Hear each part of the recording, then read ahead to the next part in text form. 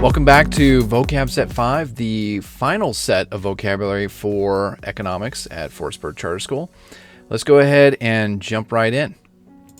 So the first thing I want to discuss about is industrialization. This is the process in which a society or country transforms itself from an agricultural society into one based on manufacturing of goods and services.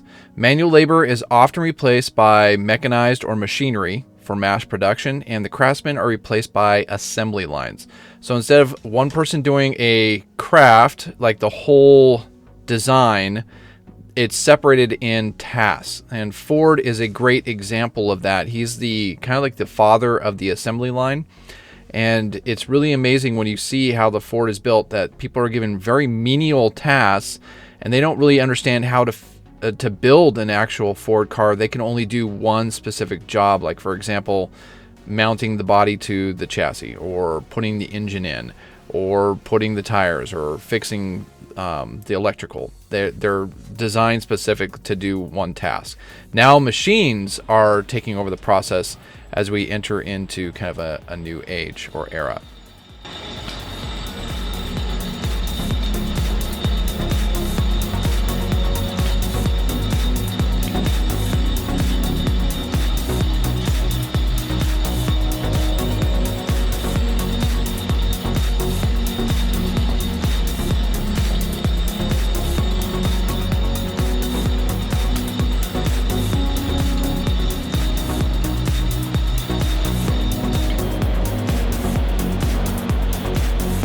Industrialization is very interesting. There's a theory out there that you go from agrarian to industrial, and then you're going to go into the computer age, into technology or technology age.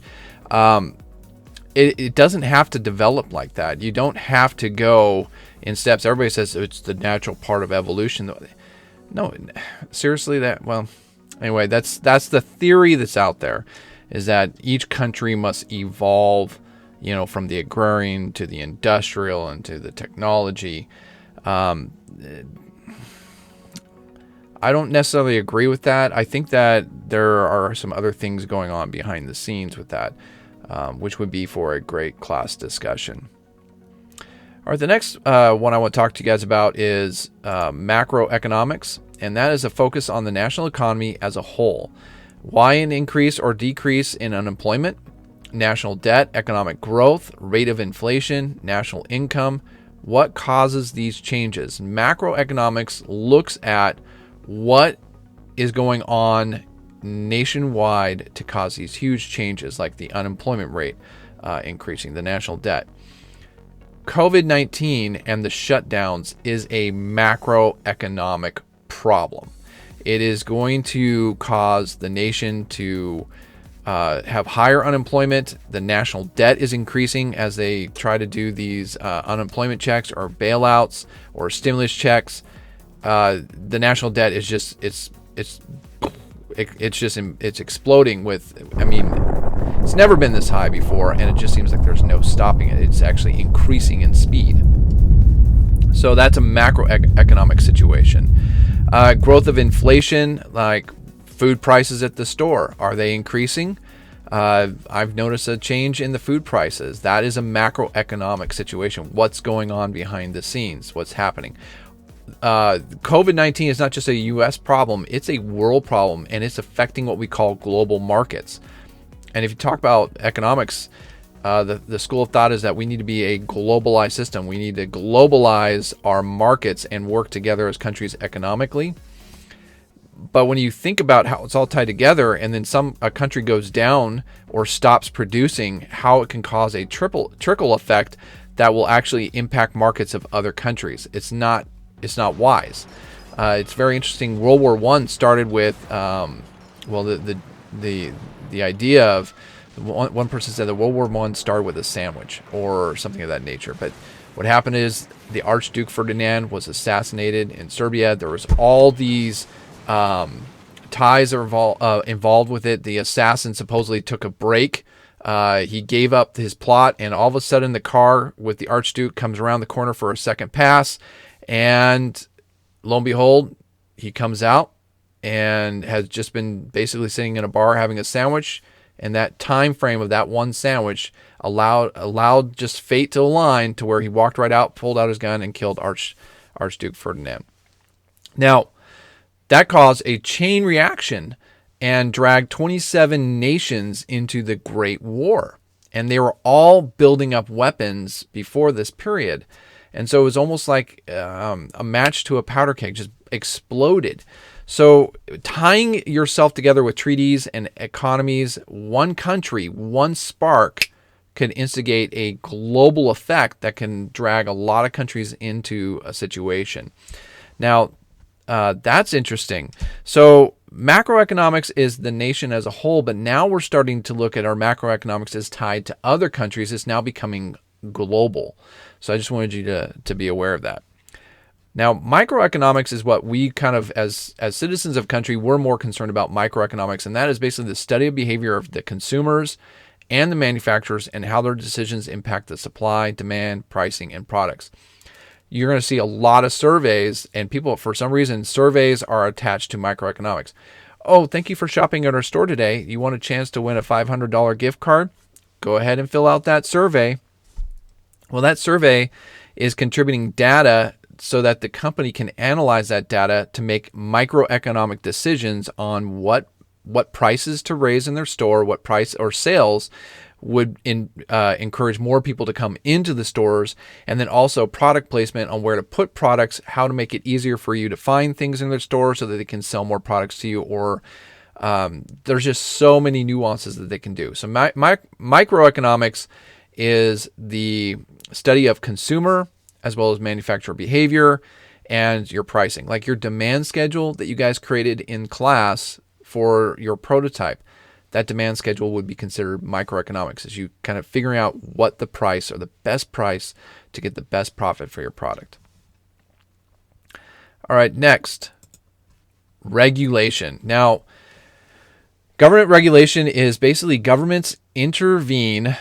They have an intervention into the market. They step in, and that affects the production of goods or services. So, for example, we talked earlier about the usury law. The usury law was a regulation, and states were putting in their own regulations to basically limit usury exploitation or exploitation by credit companies to overcharge interest rates on people and really hurt people.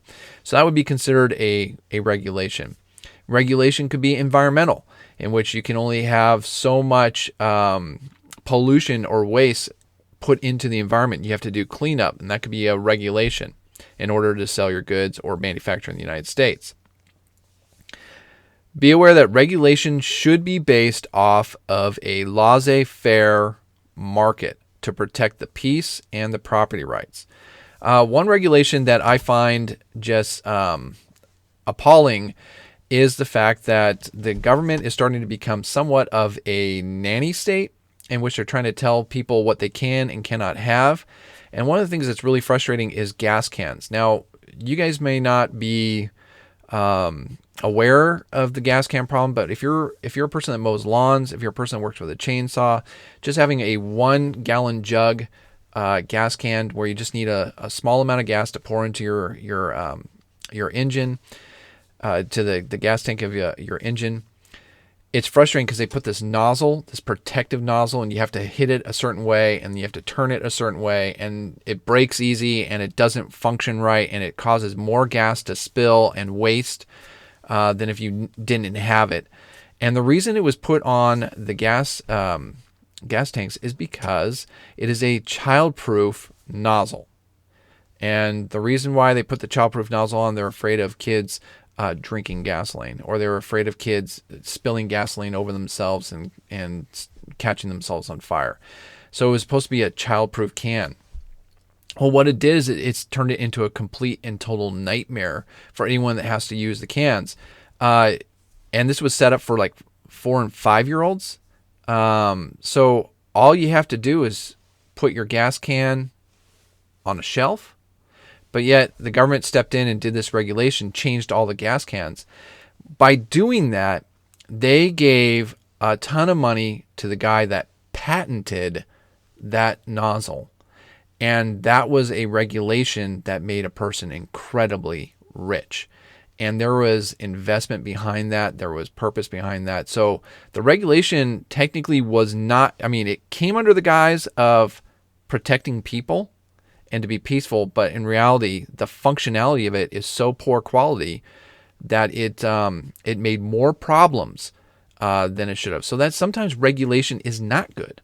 And that's an example. You have good regulation, you have bad regulation, and you really have to, I mean, if you really want to know what it's going to be, follow the money. If you follow the money to whoever's making the most, I mean, that usually shows if the regulation is good or bad or sour.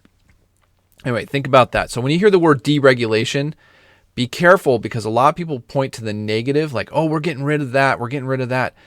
When you deregulate something, sometimes you might be taking away stuff that is protecting the peace and property rights of people. So I really cringe at the word deregulation, but I understand that deregulation is necessary when bad policies are put in place to make certain people or parties rich. Something to consider. I just want you guys to understand that don't just get into the buzzwords. Really research what's going on and what they're really talking about as far as politicians and the media. Next one is fiscal policy. This is a use of government spending and taxation to influence the economy. When the government decides on the goods and services it purchases, the transfer of payments it distributes, or taxes it collects, it is engaging in fiscal policies. When a government does a subsidy would be considered a fiscal policy. When the government decides to raise taxes, that's a fiscal policy. When the government decides to lower taxes, it's a fiscal policy.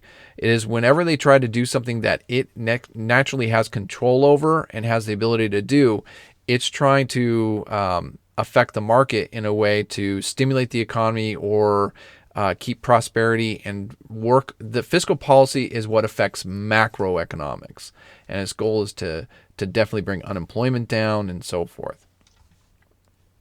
It can also be used for environmental regulations. It can also be used for other policies as well, but the goal is to stimulate the economy in some fashion using the law to do it. Now, monetary policy is a little bit different. Monetary policy is the actions of the central bank, that would be the Federal Reserve Bank, Currency Board, and other regulatory committees that determine the size and rate of growth of the money supply. Now, the Federal Reserve is mostly in charge with this. Their goal is to raise interest rates and lower interest rates, and that can actually stimulate the economy or slow the growth of the money supply or the economy, which in turn affects interest rates, such as modifying the interest rate, buying or selling government bonds, and changing the amount of money banks are required to keep in the vault, which is that bank reserve requirement, which has been, remember, March 26th of this year, the reserve requirement is 0. It was 10%. The more reserve requirements that a bank has, the more it increases savings to occur. So people will spend less money and it'll pull money out of the system and put it into the banks, and then the people get higher interest rates. I was looking at an interest rate on a CD or something a while back, and it was 7% in the early 1980s. And I think I remember my little savings account was getting 2% interest on my money in my account. Now that's kind of, oh, 2% is not that big of a deal. It's 2 cents for every dollar. Well, right now it's at 0.5%. So if I put my money in the bank for a year, I get 0.5% of every dollar. So that's half a penny. And then if I had it now, it'd be 2 pennies. So it's really interesting how monetary policy works as far as interest rates, lowering, raising. If you have too much money in the economy, you're going to have hyperinflation. That means prices in the stores are going to go up, and up. And then if you don't have a lot of money, you're going to see a lot of unemployment because people are not going to be able to borrow money to do their projects or do their building or expand their businesses. And you'll see money shrink out of the economy, and people will put it into savings or invest in companies that will give them a better interest rate. So you have to realize that there's got to be a balance there. And the Federal Reserve has been doing some very, very strange things. So for the last, I'd say probably, oh gosh, 15 to 10 years, the Federal Reserve has been artificially holding the interest rate really low, and it has been allowing the money supply to increase or grow exponentially. And now, with the shutdowns, they're now stimulating the economy by giving out unemployment checks and also stimulus checks. That is going to create, this is like the perfect storm for hyperinflation, where you go to the store and you want to buy a can of tuna and it's like $5 or something like that, where it used to be like 37 cents. So just be aware that's monetary policy, and you're watching monetary policy happen right now and what its effects are. Keep watching over Christmas. It'll be interesting to see if the Federal Reserve will start raising interest rates. They're supposed to do it, I think, 3 times a year, and December is another is a month that they're supposed to either decide to raise interest rates or not. If they raise interest rates, it's going to shrink the growth or slow the growth of the economy. If they lower interest rate or keep the interest rates the same, it will continue the growth of the money supply, which can generate more hyperinflation. Now, Keynesian economics. I don't usually teach Keynesian economics because it's something of the past, but it's having such a huge effect right now. It is a theory created by a British economist, John Keynes. And when the economy is in a recession or depression, the government is encouraged to spend more on social programs, lower taxes, and encourage the Federal Reserve to lower interest rates. During a boom or bull market economy, the government should spend less on social programs, raise taxes, and raise interest rates. It is this balance that stabilizes the economy, but going too far in any length of increase or lower taxes or interest rates, and the economy will experience a wild boom or a bust periods and can become very unstable. So the Keynesian theory of economics is if the government or the economy is in trouble, the government is supposed to go into debt and borrow money to stimulate the economy through social programs, and they lower taxes, and then they want to lower interest rates, which puts more money into the economy, and it creates kind of a boom or generates or stimulates the economy. Well, you're supposed to do the reverse during a bull market. You're supposed to raise interest rates and slow growth in the economy to keep it from getting out of control. I have not seen that since probably the early 90s, high interest rates. Interest rates are, late 90s. The interest rates are artificially low right now. They should be raised up during a boom economy. But now we're in a bust economy with all the shutdowns, and they're still stimulating, but there's so much money already out there. I don't know what to tell you. When the government doesn't follow its own economic policies, I don't know what to tell you. I'm just an economics teacher in Sandpoint that can see the writing on the wall here. And I'm sure you guys see it too in the newspapers and so forth. You can't keep doing bad policy. You can't, there's a famous quote by Thomas Jefferson. I'm going to try and include it in here. There's a couple of them that Thomas Jefferson saw the writing on the wall over 240 plus years ago.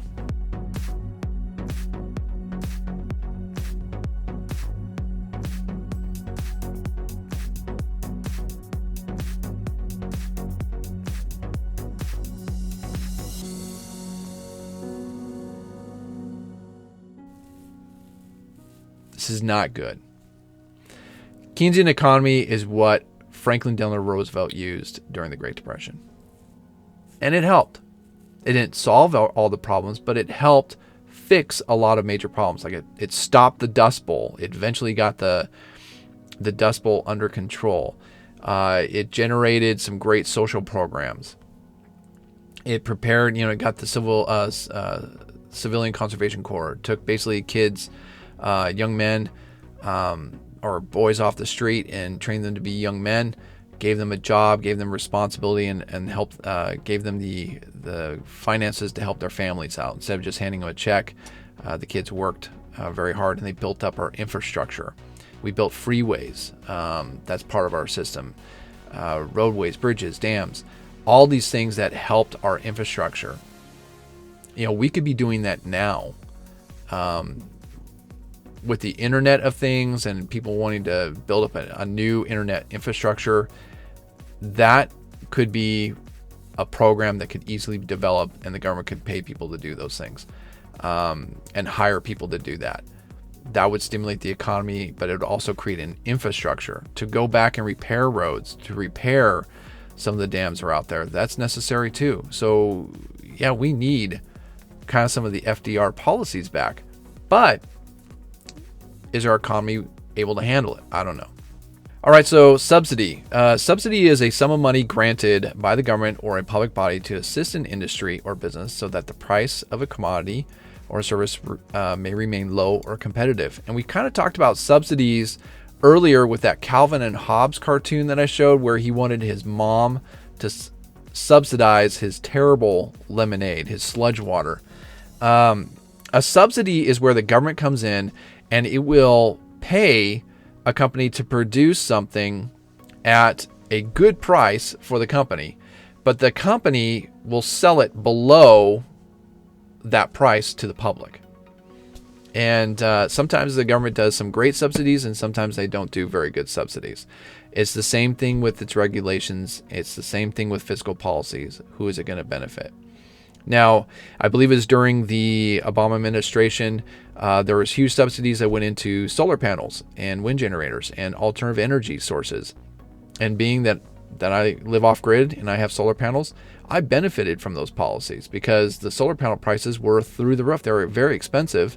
And by subsidizing them, they actually made them affordable for people to buy and put on their houses. They made it so affordable that people in cities were actually putting solar panels on their houses to supplement their electric bill. Now they don't have to pay high electricity. Some of them are actually making money selling their electricity back to the grid. And so the grid doesn't have to pay a lot of money for the electricity it's getting from these houses. So that's really cool. That's a subsidy that does work. Right now, I do believe we subsidize farmers. We subsidize them to produce corn because we use corn for ethanol in our gas. A lot of it is.